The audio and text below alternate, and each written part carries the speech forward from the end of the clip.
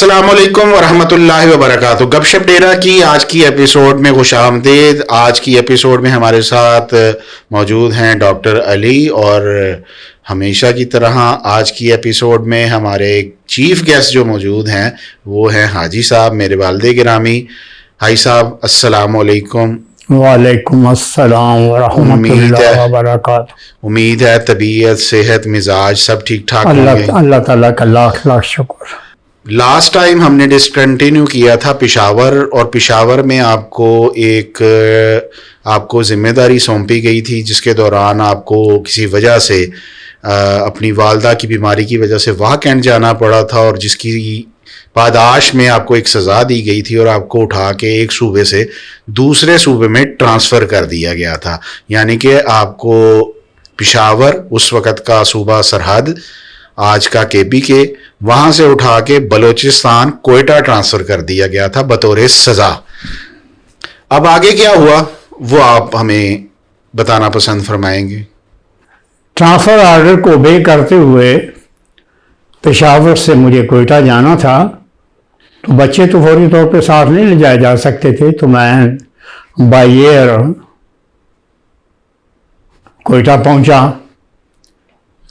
تو کوئٹہ کے اوپر جب جہاز فلائی کر رہا تھا تو نیچے نگاہ پڑی تو مکانات جو نظر آ رہے تھے کوئٹہ کے سراؤنڈنگ کے، وہ بالکل مٹی رنگ کے نظر آ رہے. ہاں جی، وہاں کا ٹرین اس قسم کا کچا مٹی والا خشک. تو وہ بہرحال لینڈ کیے. وہاں لینڈ کرنے کے بعد میں شہر میں پہنچا. وہاں ہوٹل میں جہاں میں ٹھہرنا تھا وہاں بکنگ ہوئی تھی میرے خیال ہے. تو وہاں سامان وغیرہ رکھا. جو سامان کیا تھا، میں بس کپڑے تھے، ایک ٹاچی کیس تھا اور ایک بریف کیس تھا. پھر میں نے اپنے کنٹرولنگ آفس کو رپورٹ کیا جا کے. ٹھیک ہے، وہاں سے چائے شائے پی گپ شپ ہوئی. پھر برانچ میں آ گیا. تو برانچ میں مجھے یہ جان کے خوشی ہوئی کہ جس کی جگہ میں آ رہا ہوں، میں بطور مین برانچ کا مینیجر ہو گئے. تو اس کا جو اس وقت سٹنگ مینیجر ہے وہ بھی میرا بینک کا ہی بیچ فیلو تھا. اور وہ جو آپ کی پروموشن ہوئی تھی نا، پروموشن تھی آپ کی، جو پروموشن تو وہ پشاور میں ہو چکی تھی نا. اس کے بعد سال کا 6 مہینے کا عرصہ بھی گزر چکا تھا. ٹھیک ہے، یہ سمپل ٹرانسفر تھی. یہ سمپل ٹرانسفر یہ بیسیکلی انہوں نے حاجی صاحب کو نا کھڈے لائن لگایا تھا. اگر سمپل ورڈ میں کہیں تو کھڈے لائن اس لیے نہیں ہم کہہ سکتے کیونکہ وہ ہے ٹرانسفریبل اینی ویئر ان پاکستان. اچھا، بائی لاس. ٹھیک ہے، وہ لوگ تو سمجھتے ہیں کوئی بھائی دور ہے تو شاید کچھ ہوگا، لیکن اللہ تعالیٰ بڑا مسبب الاسباب ہے. اچھا، میں یہاں پر ایک بات جو آپ سے پوچھنا چاہوں گا کہ آپ کے دور میں ہم دیکھتے تھے جس طرح آپ ایک صوبے سے دوسرے صوبے میں ٹرانسفر ہو جایا کرتے تھے، اور بڑی یعنی کہ پورے پاکستان میں ہی آپ لوگوں نے وقت گزارا. لیکن اب اگر ہم لوگ بینکنگ سیکٹر میں دیکھیں تو یہ ہمیں آج کل کے دور میں اس طرح کی ٹرانسفرز جو ہے نظر نہیں آتی. زیادہ سے زیادہ نظر آتا ہے کہ ایک ضلع سے اٹھا کے دوسرے ضلع میں پھینک دیا گیا. ود ان پنجاب کے اگر بندے ہیں تو وہ پنجاب کے اندر ہی رہتے ہیں. تو آپ کے دور میں آپ کے ساتھ ہی نہیں، میں نے آپ کے جو بیچ فیلوز تھے اور آپ کے جو بینک فیلو کولیگز تھے ان کی ٹرانسفرز ہوتے بھی دیکھی کہ وہ ایک صوبے سے اٹھا کے ان کو جناب کہاں کراچی سے اٹھا کے جناب پشاور پھینک دیا گیا، کسی کو پشاور سے اٹھا کے کوئٹہ پھینک دیا گیا. اب یہ چیز نظر نہیں آتی. آپ کے دور میں یہ چیز کیوں تھی اور اب کیوں نہیں ہے؟ یہ کیوں کا جواب تو میرے پاس نہیں ہے، کیونکہ جو صاحب کنٹرولنگ آفس میں بیٹھے ہوتے ہیں جی وہی بہتر جواب دے سکتے ہیں. لیکن یہ اکثر یہ بعد میں بھی ہوتا رہا ہے. کیا یہ وجہ تو نہیں تھی کہ اس وقت جس طرح پشاور سرحد اور کوئٹہ میں پڑھے لکھے نوجوانوں کی تعلیم کی بھی اس لحاظ سے فیسلٹیز نہیں تھی؟ اور نہیں، اس کی ایسی کوئی بیک گراؤنڈ نہیں تھی. ماشاءاللہ کوئٹے میں بھی لوگ تھے. اچھا، کوئٹہ میں بھی، بلکہ جو میری ٹرانسفر کے وقت جب میں کوئٹہ گیا تھا تو کوئٹہ کے ریجنل مینیجر بھی وہ خاص بلوچ پیور بلوچی تھے اور ان کا تعلق مکران ایریے سے تھا.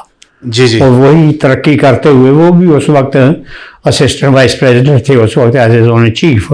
میں بھی as a assistant vice president ہی ٹرانسفر ہو کے گیا تھا. تو یہ بعد میں بھی مختلف جگہ پہ ہوتا رہا.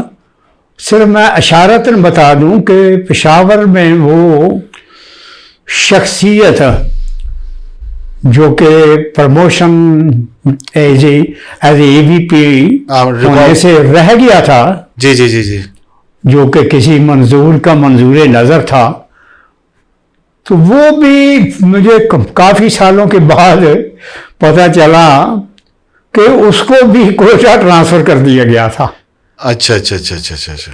تو جب ایک دفعہ زون چیف کی میٹنگ تھی, شاید لاہور میں تھی یا کراچی میں, تو وہاں پتہ چلا کہ وہ صاحب انہوں نے نام لیا ان کے جن کا تعلق سوات سے تھا, وہ جی وہ بھی آج کل ٹرانسفر ہو کے کوئٹہ گئے ہوئے ہیں. اچھا, مین برانچ میں آپ نے بتایا کہ وہ آپ کے کولیگ ہی تھے, تو مین برانچ کا چارج آپ نے سنبھال لیا, ٹھیک ہے. کیسا وقت گزرا وہاں پر مین برانچ میں؟ کوئٹہ شہر کے بارے میں بتائیں, کوئٹہ اس دور کا کوئٹہ کیسا تھا؟ جب میں نے چارج وغیرہ لے لیا, سارا کچھ ہو گیا, تو میں چارج لیتے ہوئے مصروفیات کافی بڑھ جاتی ہیں, کیونکہ مین برانچ ہے بلوچستان کی سب سے بڑی برانچ, کوئٹہ کی سب سے بڑی برانچ. یہ کس برانچ کا ذکر ہو رہا ہے؟ ایک ایریا کا نام کیا تھا؟ شاہراہ اقبال برانچ. شاہراہ اقبال برانچ. ہاں, وہ شاہراہ اقبال کو کندھاری بازار بھی کہا جاتا ہے. جی جی جی ٹھیک ہے جی, وہاں یہ برانچ تھی. جی جی. تو میں نے چارج لے لیا, تو تھوڑے دنوں کے بعد مجھے پتہ چلا کہ اس برانچ کا یہ رینٹ پہ لی ہوئی برانچ. اچھا, رینٹ پہ؟ رینٹ پہ ہے, اور اس کا کوئی جو لینڈ لارڈ ہیں ان کے ساتھ انہوں نے برانچ خالی کرنے کا کوئی نوٹس دیا ہوا ہے. اچھا, یہ مین برانچ تھی اور یہ یعنی کہ رینٹ پہ تھی. رینٹ پہ اچھا, تھی. ان دنوں جو بینکس تھے وہ میری جو یادداشت کے مطابق نیشنلائز ہوئے تھے, یہ یعنی کہ نیشنلائز تھے. جی جی. پرائیویٹائز نہیں ہوئے تھے. جی جی. تو اسے اسٹیپ میں آتا ہوں کہ چارج لینے کے مطلب کچھ دنوں کے بعد ہی جی جی ہیڈ آف کی بورڈ کی میٹنگ جو تھی نا, وہ انہوں نے زیارت میں رکھی. اچھا, یعنی کہ ابھی آپ تھوڑا صحیح ہوا؟ تھوڑا 15-20 دن ہی ہوئے تھے ابھی. ٹھیک ٹھیک. تو وہ میٹنگ زیارت میں رکھی گئی, سارے بورڈ ممبران تشریف لائے ہوئے تھے. تو وہ وہاں زیارت میں پہنچے, راستے میں بھی ان کا ایک دو جگہ استقبال کیا گیا علاقائی رواج کے مطابق. تو وہاں کوئی دو راتیں کم از کم وہاں گزارنے کا, 3 دن وہاں موقع ملا زیارت میں. زیارت میں ان دنوں جو ایکسیس تھی, روڈ وغیرہ ٹھیک تھی؟ روڈ ٹھیک تھی, لیکن وہ اتنی معیاری نہیں تھی جتنی کہ جیسے کہ آج کل کی ہے. جی جی. بہرحال وہ زمانے میں ہمارے بینک کا بھی ایک چھوٹا سا ریسٹ ہاؤس وہاں ہوتا تھا, ایسے چھوٹا سا ہی مین روڈ کے اوپر ہی. تو میں نے تو رہنے کا وہیں بندوبست کیا. تو جو ہمارے بورڈ کے ممبران تھے ان کا اوپر بہترین جگہ پہ انتظامات تھے ان کے ساتھ. تو ہم وہ میٹنگ وغیرہ رات کو ہی زیادہ ان کی چلتی تھی, تو وہ بھی ان کی خدمت کا خیال کرنا. باقی بھی 4-5 مینیجر اور ریجنل اور سرکل آفس کا اسٹاف وہاں موجود تھا. تو وہاں بڑا اچھا میرے لیے بھی زیارت کو دیکھنے کا موقع, پہلی دفعہ دیکھنے کا موقع ملا. تو ہمارے ایک ڈائریکٹر ہوتے تھے ماشاء اللہ, ہاشم رضا صاحب میرا خیال ہے, وہ بہت ہی ماشاء اللہ مذہبی آدمی تھے, باریش ماشاء اللہ. تو وہ بڑے پابند صوم و صلوات اور اولیاء اللہ کے ماننے والے بھی تھے. تو زیارت میں ایک بہت بڑی زیارت ہے, یعنی دربار ہے بابا خرواری. وہ زیارت کی ٹاپ سے بالکل نیچے جا کے گہرائی میں ان کا مزار ہے، وہاں لوگ فاتح پڑھنے کے لیے وہاں جاتے ہیں. تو وہ ہمارے ڈائریکٹر جو تھے نا، وہ صبح اٹھ کے اپنے ڈرائیور کو گاڑی لے کے تو وہاں حاضری دینے کے لیے تشریف لے جاتے تھے عقیدت کے لحاظ سے. تو وہاں سے بھی بڑا پیارا نظارہ تھا. وہاں ٹاپ پہ جب وہ چھوٹا سا ریسٹ ہاؤس تھا جہاں چائے پانی بورڈ کی ممبران کی خدمت کی جاتی تھی، تو وہاں سے سامنے پہاڑی خوبصورت نظر آتی تھے، جس پہ میرا خیال ہے کچھ الفاظ اس طرح لکھے ہوئے نظر آتے تھے، اللہ، اس طرح کے بڑی بلندی کے اوپر. تو اسی گہرائی میں ہی وہ مزار تھا. بعد میں بھی بچوں کے ساتھ کوئٹہ سے جب ہم سیٹل ہو کے بچے وہاں چلے گئے تو میں بھی پھر زیارت آیا اور بچوں کو بھی اس زیارت تک اسے صاحب مزار کی زیارت کرانے کے لیے لے کے گیا تھا. زیارت ریزیڈنسی جو تھی قائد اعظم کی، اس کے بارے میں بتائیں. جب پہلے بھی دیکھی تھی، پھر میں نے جب بچوں کو لے کے گیا تو وہاں بڑی ہم نے کتنے عرصے بعد ہم لوگوں یعنی کہ فیملی کو آپ نے؟ عرصہ تو یاد نہیں رہا، کافی عرصے کے بعد، کیونکہ میں خود ہی ڈرائیونگ بھی سیکھ لی تھی، لیکن ڈرائیور ساتھ ہوتا تھا کیونکہ باہر ایریا ہے تو وہ ڈرائیور کو بھی لے جاتا تھا. ہم نے زیارت میں ایک دو پکنک بھی بنائی بچوں کے ساتھ. اچھا، ہم لوگ ابھی کیونکہ یہ تو ہم تھوڑا آگے چلے گئے ہیں. برانچ کے اندر آپ نے بتایا کہ وہ رینٹ کی برانچ تھی، ٹھیک ہے. اس سے آگے پھر کیا ہوا؟ اس کو پھر آپ نے کیا ٹرانسفر کیا اس برانچ کو؟ کیونکہ وہ کافی مسئلے مسائل مجھے یاد ہے کہ انیشلی آپ بتایا وہ برانچ تھی نا، تو وہ کوئٹہ کی ایک بہت ہی مشہور و معروف ایک بہت ہی بڑی پارٹی کے لیڈر تھے. ان کا تعلق قانون سے ہی تھا تو ان کی ملکیت تھی. بہرحال وہ کافی عرصے کا کیس چل رہا تھا. تو میں بھی اس کیس میں ہائی کورٹ جس دن تاریخ ہوتی تھی کیس سننے کے لیے بطور مینیجر چلا جاتا. وہ ایویکویٹ کرانا چاہ رہے تھے نا، ایویکویشن نوٹس میرے خیال انہوں نے سرو کیا ہوا تھا. وہ انہوں نے کہ رینٹ ڈیفالٹ ہوا ہے، تو ایکچولی ڈیفالٹ نہیں تھا، وہ ان کو جاتا تھا تو وہ لیتے نہیں تھے. تو وہ بہرحال اس طرح کا سلسلہ چل.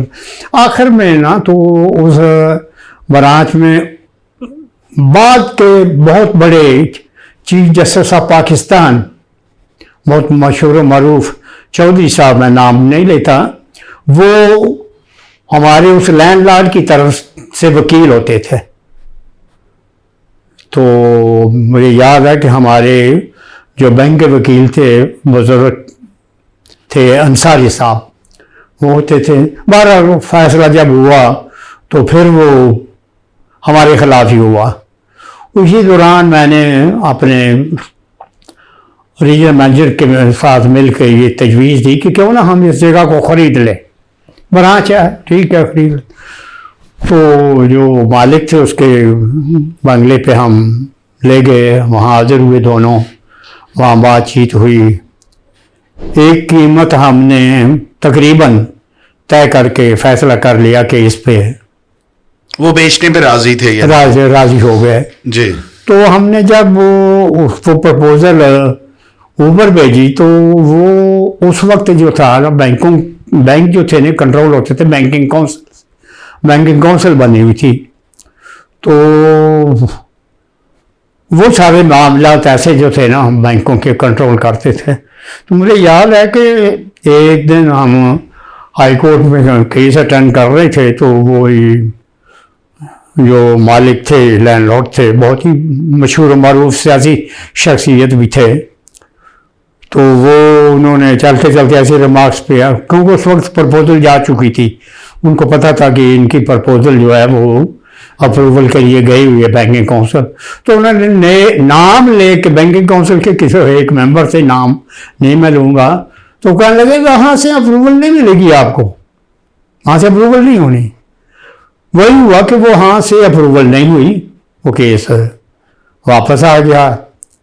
لیکن وہی بلڈنگ میں جب وہ وہاں برانچ سے ٹرانسفر ہو کے پروونشل ہیڈ کوارٹر میں آ گیا تو وہی برانچ بینک نے پھر وہ خرید لی، وہ بلڈنگ خرید لی، اور وہ جو جس پہ ہم نے ڈیسائیڈ کیا تھا اس سے 15-20 لاکھ روپیہ زیادہ دے کے وہ خرید لی. اس کے پیچھے بھی جگہ تھی کسی اور کی، وہ بھی ساتھ ملا لی اور اس کو رینوویٹ کیا گیا، اور اس کو ذرا کھلا ڈلا کو مین برانچ ٹھیک کر دیا گیا ماشاء اللہ. اچھا، آپ نے ذکر کیا کہ مین برانچ آپ کو یعنی کہ ٹرانسفر جب کیا گیا تو آپ کا وہاں پر وقت کیسا گزرا؟ ایک بالکل ہی نیا ماحول تھا، نیا صوبہ تھا، بود و باش الگ تھی، زبان الگ تھی، کلچرل ڈفرینس بہت زیادہ تھا.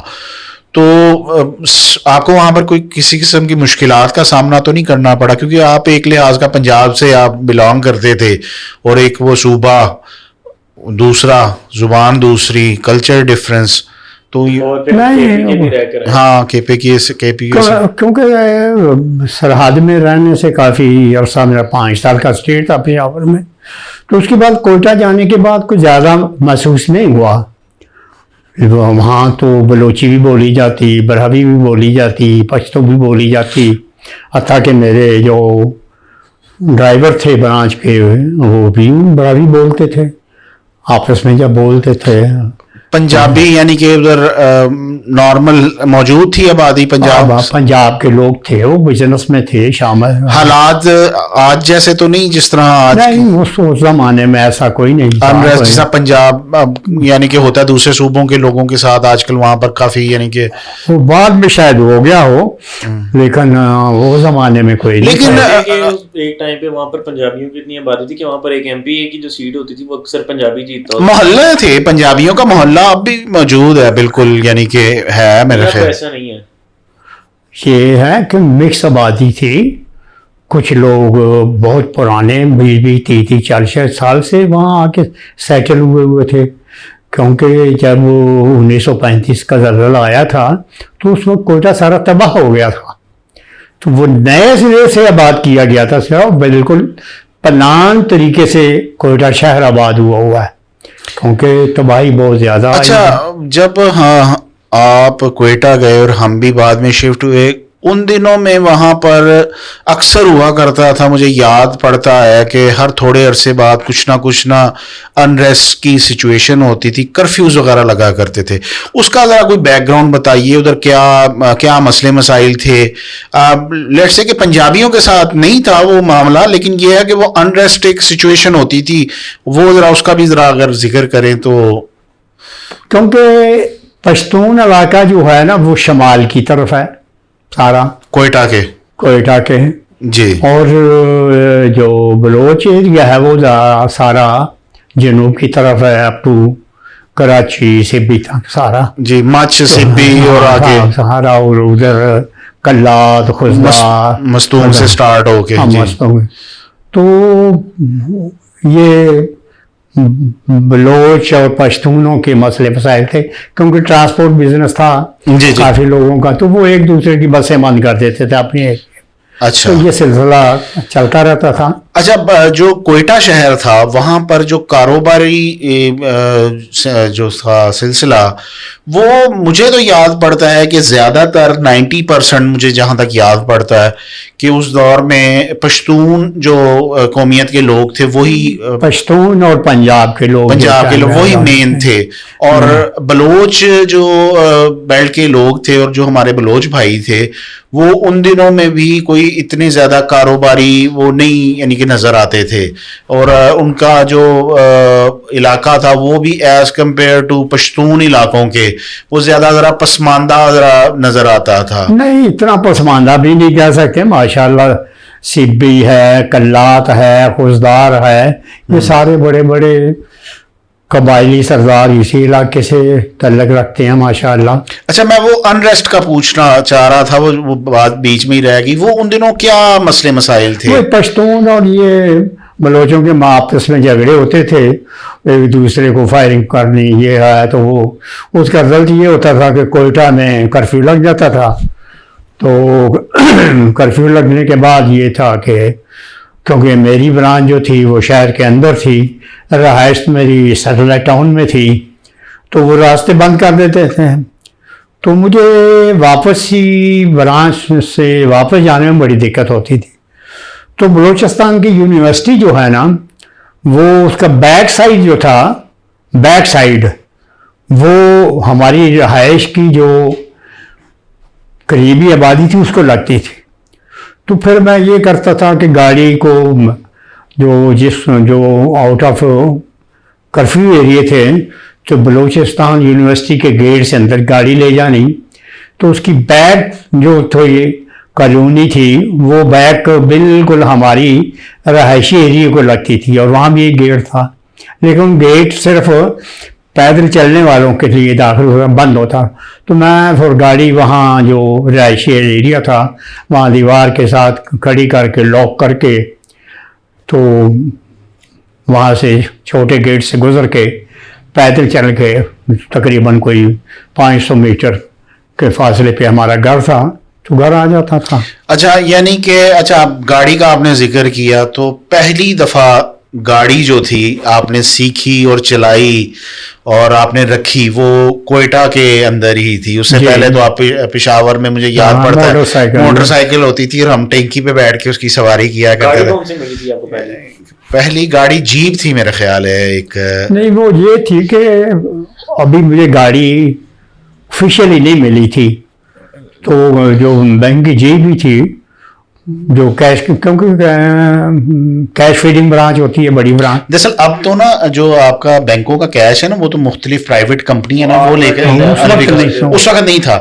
اس وقت ہر بینک کا نا اپنا ہی سسٹم ہوتا تھا کیش ٹرانسپورٹ کرنے کا. ان کی اپنی گاڑیاں ہوتی تھی جو کہ یہ تقریباً میرے خیال ہے کہ 90s تک یہ پریکٹس چلتی رہی ہے، اس کے بعد پھر یہ شفٹ ہو گیا. اچھا آپ نے جیسا ذکر کیا کہ ان دنوں یہ کچھ بلوچ اور پشتون بیلٹ کے درمیان جو تھا مسئلے مسائل تھے، اس کے علاوہ بھی اس سے پہلے بھی ہم لوگ دیکھتے ہیں کہ وہاں پر کچھ فرقوں کی بنیاد پہ بھی انریسٹ کی سچویشن رہتی تھی. اور جو آج کل جس طرح ہماری ہزارہ کمیونٹی ہے وہ وہاں پر ایک کافی تعداد میں مری آباد کے علاقے میں آباد تھی. تو وہاں پہ ان دنوں میں مجھے یاد ہے کہ ہمارے جانے سے پہلے بھی کوئی رائٹس وغیرہ ہوئے تھے، کوئی اس قسم کے مسئلے مسائل ہوئے تھے. تو وہ ہم لوگ جب وہاں پر رہ رہے تھے تو اس کے دوران بھی اس طرح کا کوئی مسئلہ ہوا تھا، کوئی فرقوں کا اختلاف کی وجہ سے؟ یہ سارا میرے جانے سے پہلے ایک بہت بڑا واقعہ ہو چکا تھا اور وہ بڑا ہی دردناک تھا. اس میں جس کا داؤ لگا اس نے دوسروں کو مارنے کی مارا بھی، کوشش کی. بازار بھی میرے خیال کوئی جلائے گئے تھے بلکہ ہماری برانچ پہ ایک اس ایریے میں برانچ تھی اس پہ بھی حملہ ہوا. سٹاف بڑی مشکلوں سے جان بچا کے وہاں سے نکلا.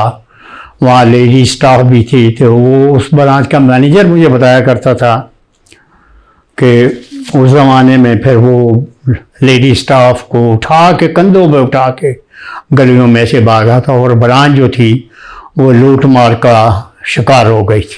حالانکہ میں اگر دیکھا جائے تو کوئٹہ کو اتنا ٹھیک ہے بڑا شہر تھا لیکن کوئی ایسا اتنا بڑا بھی شہر نہیں تھا کہ وہاں پر بہت زیادہ اس قسم کے یعنی کہ نا وہ کوئی مسئلے مسائل سامنے نظر آتے ہو. اچھا مجھے ایک چیز یاد اور پڑتی ہے کہ یہ دور جس طرح میں نے پچھلی پوڈ کاسٹ میں بھی ذکر کیا تھا کہ افغان وار کا دور تھا. مجھے یاد پڑتا ہے کہ ہم لوگ جس علاقے میں رہتے تھے وہاں پر بالکل قریب ہی وہ جو کاریز سسٹم ہوتا ہے وہ ایک کاریزوں کا ایک مربوط نظام تھا. تو اس کے ارد گرد ان دنوں افغان جو ریفیوجیز تھے وہ آ کے آباد ہوئے تھے اور ہم لوگوں کے گھر کے پاس ہی ایک افغانستان سے جو بیچارے زخمی ہو کے آتے تھے جن کے کوئی اعضاء وغیرہ جو کٹ جاتے تھے اس کا ایک ہاسپٹل بھی تھا. تو کیا حالات تھے ان دنوں کوئٹہ شہر کے اندر؟ مجھے یاد پڑتا ہے کہ بہت زیادہ افغانز جو تھے ان دنوں موجود تھے. تو معاشی صورتحال ان بیچاروں افغانوں کی نظر آتی تھی. وہ کیونکہ ہم لوگ جب اسکول جایا کرتے تھے ہم دیکھا کرتے تھے بیچارے چھوٹے چھوٹے روزگاروں سے منسلک تھے اور کافی وہ ٹف لائف گزارتے تھے. اور وہاں کی کوئٹہ کی جو سردی ہوتی تھی مجھے یاد ہے -10-12 ٹمپریچر ہوتا تھا اور بیچارے خیمے لگا کے وہ رہ رہے ہوتے تھے. اور ہمارے گھروں میں بھی ان کا تھوڑا بہت آنا جانا, یعنی کہ ان کی خواتین کا بھی اور باقی ملنا ملانا ہمارا. کچھ اس حوالے سے آپ بتانا چاہیں؟ کیونکہ جو افغانستان کی انرسٹ تھی اس کا اثر تو ساری جگہ تھا. جی جی. پشاور میں بھی بہت سے, کیونکہ اس زمانے میں پشاور میں بھی وہاں کے مہاجرین آ چکے تھے. وہاں بھی مختلف شہروں میں مختلف جگہوں پہ ان کو آباد کیا گیا. اسی طرح کوئٹے میں بھی تھے جو غریب تھے بیچارے, وہ باہر جہاں بھی ٹینٹ وغیرہ انتظام تھا وہاں رہتے. اور جو کھاتے بھی تھے گھرانے تھے وہ ماشاءاللہ کرائے پہ مکان لا کے, بلکہ ہمارے سیٹلائٹ ٹاؤن رہائش کے بالکل سامنے والا مکان جو تھا جی جی. وہاں ایک فیملی رہتی تھی بہت ہی ماشاءاللہ امیر و کبیر تھی ماشاءاللہ, وہ انہوں نے لیا وہ تھا. اور ساتھ ہی ہمارے ایک گھر چھوڑ کے ایک اور گھر میں فیملی رہتی تھی. وہ اتنے نہیں تھے لیکن جو کھاتے پیتے تھے, جو صاحب حیثیت تھے, وہ خرچہ ایون کہ ان دنوں جو ہمارے اسکولز تھے نا اس کے اندر ہمارے کئی کلاس فیلوز جو تھے وہ افغان تھے. ٹھیک ہے. اور بڑی بڑی اچھی پڑھی لکھی فیملیز. میرا ایک بہت اچھا دوست بعد میں جو مجھے تقریباً 30-35 سال بعد جسے میری شناسائی دوبارہ ہوئی, وہ ہالینڈ میں ہوتا ہے, ڈاکٹر بن گئے ہوئے ہیں وہ, یعنی کہ افغانستان سے ان دنوں ہجرت کر کے آئے ہوئے تھے. اور بہت اچھا ماحول تھا, جس طرح ایک برادرانہ تعلق ہوتا ہے اس طرح کا ماحول تھا. اور وہ نئی کیونکہ بیچارے لٹے پٹے آئے تھے تو امیگرینٹس تھے تو بہت اچھے. اب تو دوبارہ ان کو جب دوبارہ واپس بھیجا گیا ہے تو تھوڑے تلخ یعنی کہ تجربات بھی ہوئے ہیں, لیکن یہ ہے کہ وہ جب اسٹارٹنگ میں آئے ہیں تو بڑے کھلے دل پورے یہ نہیں کہ صرف بلوچستان کے اندر, وہ جہاں بھی آباد ہوئے ہیں, سندھ سائڈ پہ گئے ہیں, اگر پنجاب میں آئے ہیں یا KPK میں آباد ہوئے ہیں تو بڑے کھلے دل سے لوگوں نے ان کو ایکسیپٹ کیا ہے اور وہ کاروبار کرتے تھے. اور مجھے یاد پڑتا ہے کہ کوئٹہ میں ہمارے گھر سے میرے خیال سے بالکل ساتھ والا گھر یا ایک آدھ گھر چھوڑ کے وہی افغان ہی تھے اور انہوں نے وہی تندوروں کا کام تھا ان کا, اور وہ باقی ان کی فیملیز وغیرہ رہتی تھی. اور باقی آپ نے جو کاریز کی بات کی میں نے بھی اپنی بکس میں پڑھا ہے, اس کو تھوڑا ایکسپلین کر کے. وہ بیسیکلی یہ جو کوئٹہ ہے نا یہ ایک وادی ہے. وادی سے مراد ہوتا ہے کہ اس کے ارد گرد پہاڑ ہیں اور درمیان میں آبادی ہے. یہاں پر پانی جو ہے نا سطح جو زمین کی سطح ہے اس سے بہت نیچے ہے. وہاں پر آپ تو پنجاب کے علاقے میں آپ لوگ بورنگ کرتے ہو پانی نکال لیتے ہو نا, تو وہاں پہ یہ سسٹم نہیں ہے. تو وہاں پر ہوتا کچھ یوں ہے کہ یا تو کوئی ریزروائر جس طرح کوئی جھیل وغیرہ قدرتی اس میں پانی آتا تھا, یا پھر یہ کاریز سسٹم تھا. کاریز سسٹم میں کیا جاتا تھا, حاجی صاحب بھی اس چیز کو جانتے ہیں کہ اس میں جب پہاڑوں پر بارش ہوتی تھی اس کا پانی جو تھا نا وہ نشیبی علاقوں کی طرف آتا تھا, یا چشموں کا پانی آتا تھا. اس کو پھر کرنے کے لیے نا پورے شہر سے گزارنے کے لیے اور شہر میں سپلائی کرنے کے لیے ایک کنووں کا ایک نظام بنایا جاتا تھا. تھوڑے فاصلے پہ کنویں بنائے جاتے تھے اور نیچے سے ان کو سرنگوں کے ذریعے انٹر کنیکٹ کر دیا جاتا تھا, جس سے یہ ہوتا تھا کہ جب پانی یا چشمے سے پہاڑوں سے بارش کا پانی یا چشموں کا پانی وہ ایک کنویں میں آتا تھا تو وہ ساروں میں پھیلتا پورے شہر میں وہ پھیل جاتا تھا. اور اس کی وجہ سے وہ پھر یعنی کہ وہ اب تو وہ خیر اس کو کیا لوگ ویسے ہی نکالتے یوز کرتے تھے کہ جس طرح سیپیج کے بعد نہیں موٹر یہ سسٹم بہت پرانے ہیں. ٹھیک ہے. ہم جس 80s میں ہم لوگ کوئٹہ میں تھے تو تب تو یہ تھا کہ واٹر سپلائی کا سسٹم تھا, واٹر سپلائی آتی ہوتی تھی. اس کے علاوہ گھروں کے اندر ہم لوگوں نے ٹینکس انڈر گراؤنڈ اور پلس چھتوں پہ بنائے ہوتے تھے. لیکن تب بھی وہاں پر پانی کی جو قلت کا تھا نا مسئلہ تھا. اکثر مجھے یاد ہے کہ ایک دو دفعہ ہم لوگوں نے غالباً ٹینکر جو جس طرح کراچی کے لوگ وہ ٹینکر پرچیز کرتے ہیں تو اس طرح ایک دفعہ مجھے یاد پڑتا ہے ہم نے کیا تھا یا محلے میں سے کسی نے کیا تھا, محلے میں سے کسی نے کیا تھا, کیونکہ مجھے یاد پڑتا ہے ہمارے محلے میں ایک دو دفعہ نا ٹینکرز آئے تھے تو وہ تھا. اچھا یہ کاریز کا نظام جو تھا یہ اب آپ کو کاریز کا نا غالباً آبسولیٹ ہو گیا وہ نام و نشان ختم ہو گیا ہوا ہے. اچھا اس کے علاوہ مجھے یاد پڑتا ہے ایک دفعہ یہی میں افغان کیونکہ ان دنوں ہم لوگوں نے افغان کلچر کو پہلی دفعہ اور دیکھا بھی, نزدیک سے دیکھنے کا موقع ملا, ان کا رہن سہن دیکھنے کا موقع ملا, اور بڑا ایک فیسینیٹنگ سے تھا. اور جہاں پر ان کی آبادی ہوتی تھی نا, وہاں پر اکثر وہ ہم لوگ گوشت لینے جایا کرتے تھے. حاجی صاحب تو بینک میں ہوتے تھے تو مصروف ہوتے تھے, تو ہم لوگوں نا اونٹ کی قربانی یہ لوگ کیا کرتے تھے. افغانوں کے محلے تھے, کچھ آبادیاں تھیں, وہاں سے ہم لوگ نا اونٹ کا گوشت پرچیز 1-2 دفعہ کر کے لائے, اور اس طرح کی چیزیں جو ہے نا ہم لوگ وہ پرچیز کر, ہمارے لیے بڑی ایک فیسینیٹنگ چیز ہوتی تھی. ہاں کوزین ٹائپ اس کے لیے. اچھا ایک دفعہ مجھے یاد پڑتا ہے, جمعے کی چھٹی ہوا کرتی تھی, آپ ہمیں یونیورسٹی کی گراؤنڈ میں لے کے گئے, وہاں پر بھسکشی کا میچ ہو رہا تھا. اب ہمارے سننے والوں کو ذرا بھسکشی کا بتائیں کہ وہ بھسکشی کیا ہوتی ہے, کیونکہ لوگوں نے دیکھی ہوئی ہے, تھوڑا بہت ہے. ہم لوگوں نے تو وہ جو ہم نے اپنے سامنے بھسکشی ہوتے دیکھی نا, لائیو دیکھی تھی نا, اور وہ مجھے یاد پڑتا ہے یونیورسٹی کی گراؤنڈ تھی, بہت بڑی سی, کوئی گھاس نہیں تھی, سرپٹ گھوڑے جو ہیں وہاں پر دوڑ رہے ہیں, اور انہوں نے جناب وہ جس طرح ہوتا ہے نا تاتاری چنگیز ٹائپ کے لوگ, وہ بڑے بڑے گھوڑوں کے اوپر جناب منگول ٹائپ کے لوگ تھے وہ, یعنی کہ وہ اس میں وہ تھے نا, ہاں ازبک جو کمیونٹی تھی نا وہ غالباً اس کے, مجھے یاد پڑتا ہے. آپ ہمیں, آپ کو یہ پتہ نہیں ذہن میں ہے کہ نہیں, تو وہ حاجی صاحب ہمیں لے کے گئے, تو وہ اس میں ہوتا کیا تھا کہ وہ ایک بڑی سی گراؤنڈ میں نا کوئی 2 ٹیمیں بن جاتی تھیں, ایک بکرا ذبح کیا جاتا تھا, ٹھیک ہے, اس کی گردن اتار دی جاتی تھی, قربانی کر دی جاتی تھی اس کی, یعنی کہ باقاعدہ نہر کر دیا جاتا تھا, اور اس بکرے کو آپ نے اٹھا کے ایک ٹیم مخالف ٹیم کے دائرے میں پھینکنے کی کوشش کرتی تھی, اور یہاں والی ٹیم دوسرے ان کی مخالف ٹیم کے دائرے میں پھینکنے کو پولو, لیکن یہ تاتاری ٹائم بیسیکلی اس کی نہیں, اس میں یہ ہوتا تھا کہ ایک اٹھاتا تھا, اور وہ بکرا اچھی خاصے وزن کا ہوتا تھا, اس نے ایک ہاتھ سے گھوڑے کی لگام پکڑی ہوتی تھی. یہ میں آپ کو بات بتا رہا ہوں کہ میں جب خود میرے خیال میں 6, 7, 8 کا اسٹوڈنٹ ہوں گا, تو ہم لوگوں نے دیکھا کہ جناب وہ ایک ہاتھ سے اٹھاتے تھے, کافی یعنی کہ مضبوط جسامت کے مالک ہوتے تھے, وہ ایک ہاتھ سے اس بکرے کو اٹھاتے ہوتے, اور ایک ہاتھ سے انہوں نے لگامیں پکڑی ہوتی تھی, اور وہ سر پر دوڑا رہے ہوتے تھے, ایک دوسرے سے ٹکراتے تھے, کچھ نیچے گر جاتے تھے, ٹھیک ہے, مٹی دھول اڑ رہی ہے, زخمی ہو رہے ہیں, اور وہ جناب کبھی نیچے گر رہا ہے, اٹھا رہے ہیں, دوسری ٹیم والے آ رہے ہیں جناب, ایک دوسرے کو وہ جناب کر رہے. بڑا نا ایک ہمارے لیے ایک نئی چیز تھی کہ ہمارے یہاں پر سپورٹس کیا تھا, ہمارے یہاں پر تو آپ کو آ جا کے ہاکی, کرکٹ, فٹ بال ہی نظر آتا تھا, تو وہ ہم لوگوں کے لیے بڑی ایک فیسینیٹنگ. اچھا ایک چیز اور جو مجھے اس دور کی یاد پڑتی ہے, جو آپ بھی شاید آپ کو بھی یعنی کہ یاد ہو, کہ کوئٹہ شہر بہت جلدی جو تھا نا وہ شام کو بند ہو جایا کرتا تھا, خاموش سا شہر تھا, ٹھیک ہے, بلوچستان کے جتنے بھی شہر تھے وہ خاموش تھے. یہاں پر تو پنجاب یا ہم لوگ کے پی کے سائڈ پہ جائیں, ادھر سندھ سائڈ پہ جائیں, کراچی جائیں, تو وہ رات تک آباد رہتا ہے. مجھے یاد پڑتا ہے کہ شام ڈھلے ہی جو شہر سنسان ہو جایا کرتا تھا. کچھ یاد ہے آپ کو اس کے بارے میں؟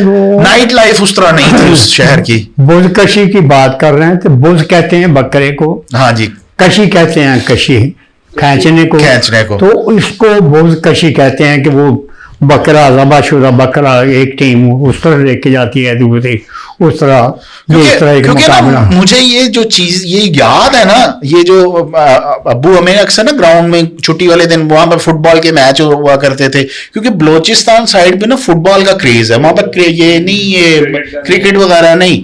وہ ہم لوگ بھی اگر کرکٹ کھیلتے بھی تھے تو بڑے لمیٹڈ سے کسی اسپیس میں کئی علاقوں میں کھیلتے تھے, وہاں پر فٹ بال.